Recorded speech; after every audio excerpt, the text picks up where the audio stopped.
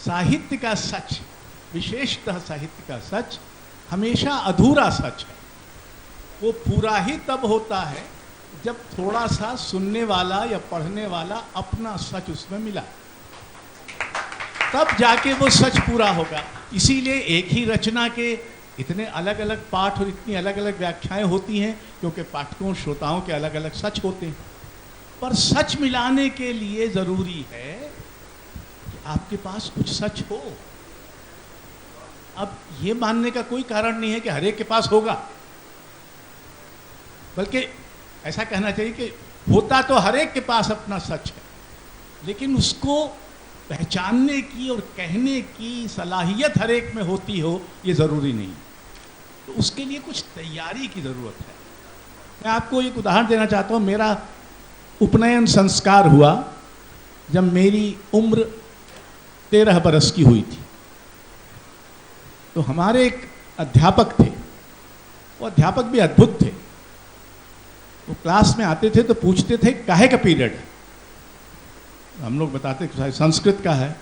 कहते पिछली बार कहाँ थे। अपने हाथ में वो कोई किताब नहीं लेते, वो अंग्रेजी, हिंदी, संस्कृत, इतिहास, अरबी, फारसी, गुजराती, बंगाली, मराठी सब पढ़ाते थे और बिना किताब हाथ में लिए। तो उन्होंने मेरे पिता के हाथ 7 किताबों का एक उपहार मुझे भेजा। याद रखिए कि मेरी उम्र 13 बरस है और मैं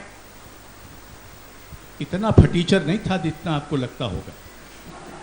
तो वो जो पुस्तकों का जो सेट था, उसमें शेखर एक जीवनी के 2 भाग, और उन्हीं दिनों अज्ञे का कविता संग्रह आया था हरी घास पर क्षण भर।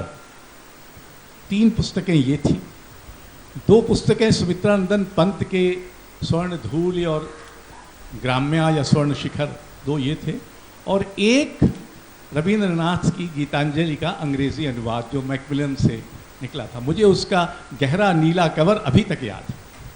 अब एक अध्यापक, और ये कोई, मैं तो एक फटीचर सरकारी स्कूल में पढ़ता था, कोई मेयो कॉलेज टाइप नहीं था, और सागर शहर भी एक छोटा सा शहर था, अज्ञात कुलशील लगभग।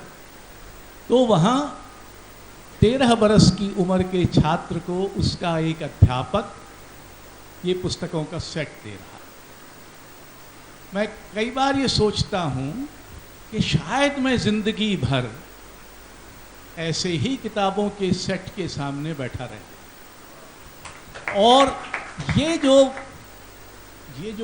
क्या कहेंगे उसको, ये जो इनिशिएशन था कि किताबें महत्वपूर्ण हैं, कि किताबों के लिए कुछ श्रम करना पड़ता। बड़ी